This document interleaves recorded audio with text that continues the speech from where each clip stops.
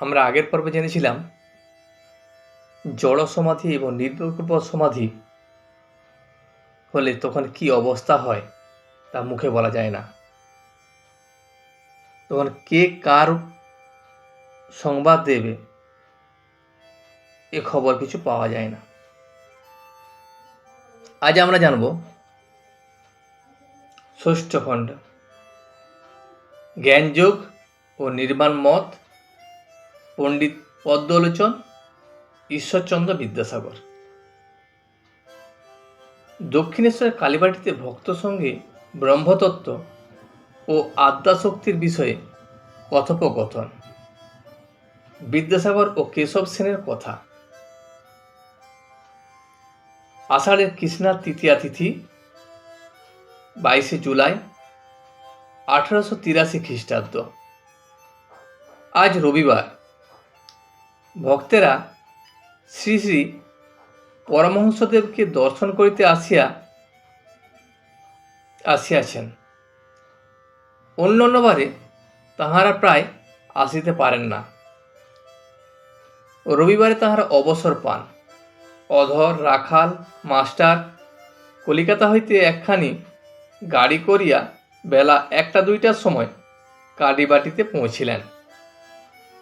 ঠাকুর শ্রী রামকৃষ্ণ আহারান্তে একটু বিশ্রাম করিয়াছেন। ঘরে মণি, মল্লিকাদি আরও কয়েকজন ভক্ত বসিয়া আছেন। রাসমণি কালীবাড়ির বৃহৎ প্রাঙ্গণের পূর্বাংশে শ্রী শ্রী রাধাকান্তের মন্দির ও শ্রী শ্রী ভবতারিণীর মন্দির, পশ্চিমাংশে দ্বাদশ শিব মন্দির। সারি সারি শিব মন্দিরের ঠিক উত্তরে শ্রী শ্রী পরমহংসদেবের ঘর। ঘরের পশ্চিমে অর্ধমণ্ডলাকার বারান্দা। সেখানে তিনি দাঁড়াইয়া পশ্চিমাশ্চ হইয়া গঙ্গা দর্শন করিতেন। গঙ্গার পোস্তা ও বারান্দার মধ্যবর্তী ভূমিখণ্ডে ঠাকুরবাড়ির পুষ্পোদ্যান। এই পুষ্পোদ্যান বহুদূর ব্যাপী, দক্ষিণে বাগানের সীমা পর্যন্ত, উত্তরে পঞ্চবটী পর্যন্ত, যেখানে ঠাকুর শ্রী রামকৃষ্ণ তপস্যা করিয়াছিলেন, ও পূর্বে উদ্যানের 2 প্রবেশদ্বার পর্যন্ত। পরমহংসদেবের ঘরের কোলে 2-1টি কৃষ্ণচূড়ার গাছ, নিকটেই গন্ধরাজ, কোকিলাক্ষ, শ্বেত ও রক্তকরবী। ঘরের দেয়ালে ঠাকুরদের ছবি, তন্মধ্যে পিতা জলমধ্যে ডুবিতেছেন ও যিশু তাঁর হাত ধরিয়া তুলিতেছেন, সে ছবিখানিও আছে। আর একটি বুদ্ধদেবের অস্তর মূর্তিও আছে। তক্তপোষের উপর তিনি উত্তরাস্ত হইয়া বসিয়া আছেন। ভক্তেরা মেঝের উপর কেউ মাদুর, কেউ আসনে উপবিষ্ট। সকলেই মহাপুরুষের আনন্দ মূর্তি এক দৃষ্টে দেখিতেছেন। ঘরের অনতিদূরে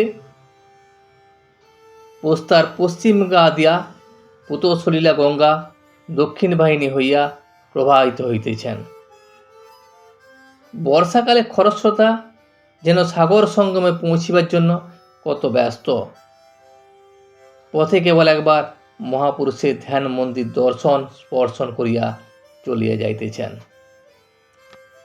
শ্রীযুক্ত মণি মল্লিক পুরাতন ব্রাহ্মভক্ত, বয়স 60-65।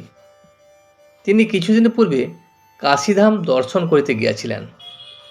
আজ ঠাকুরকে দর্শন করিতে আসিয়াছেন ও তাহাকে কাশী পর্যটন বৃত্তান্ত বলিতেছেন। মণি মল্লিক, আরেকটি সাধুকে দেখলাম, তিনি বলেন ইন্দ্রিয় সংযম না হলে কিছু হবে না, শুধু ঈশ্বর ঈশ্বর করলে কি হবে? শ্রীরামকৃষ্ণ, এদের মতো কি জানো? আগে সাধন চায়, সম দম তিতিক্ষা চায়। এরা নির্বাণের চেষ্টা করছে। এরা বেদান্তবাদী, কেবল বিচার করে ব্রহ্ম সত্য, জগৎ মিথ্যা। বড় কঠিন পথ। জগৎ মিথ্যা হলেও তুমিও মিথ্যা, যিনি বলেছেন তিনিও মিথ্যা, তার কথাও স্বপ্নবৎ, বড় দূরের কথা। কীরকম জানো? যেমন কর্পূর পোড়ালে কিছু বাকি থাকে না, কাঠ পোড়ালে তবু ছাই বাকি থাকে, শেষ বিচারের পর সমাধি হয়। তখন আমি তুমি জগৎ এসবের খবর থাকে না। মণিমল্লিক ঠাকুরকে বললেন, আমি আরেকটি সাধুকে দেখেছিলাম, যিনি বলেছিলেন ইন্দ্রিয় সংযম না হলে ঈশ্বরকে পাওয়া যায় না। তখন ঠাকুর মণিমল্লিককে বললেন, এদের কি মত জানো? এদের আগেই সাধন চায়, সমদম তিতিক্ষা চায়, এরা নির্বাণের চেষ্টা করছে, এরা বেদান্তবাদী, এরা বিচার করে, তাই বলে ব্রহ্মসত্য জগৎ মিথ্যা। এ পথ বড় কঠিন পথ। যদি বলা যায় জগৎ মিথ্যা, তাহলে তুমিও মিথ্যা, যিনি বলছেন তিনিও মিথ্যা, তার কথাও স্বপ্নবৎ, সে বড় দূরের কথা। তিনি উদাহরণ দিয়ে একটা বুঝিয়েছেন, সেটি কি কেমন জানো? যেমন যদি কর্পূর পোড়ানো হয়, সে কর্পূরের কিছু বাকি থাকে না, পুরোটাই পুড়ে যায়। কিন্তু যদি কাঠ পোড়ানো হয়, কাঠের ছাই থাকে। ঠিক সেই ধরনের বিচারের পর সমাধি হয়। তখন আমি তুমি জগৎ এসবের খবর থাকে না। আজ এই পর্যন্তই। ভিডিওটি শেষ পর্যন্ত দেখার জন্য আপনাকে অসংখ্য ধন্যবাদ। ভিডিওটি যদি আপনার ভালো লেগে থাকে তাহলে একটা লাইক, কমেন্ট এবং বন্ধুর সাথে শেয়ার করে দেবেন। সাবস্ক্রাইব করে পাশে থাকা বেল আইকনটি বাজিয়ে দেবেন, যাতে আপনাদের নতুন ভিডিওগুলি সর্বপ্রথম আপনার কাছে পৌঁছে যায়। জয় শ্রী রামকৃষ্ণ।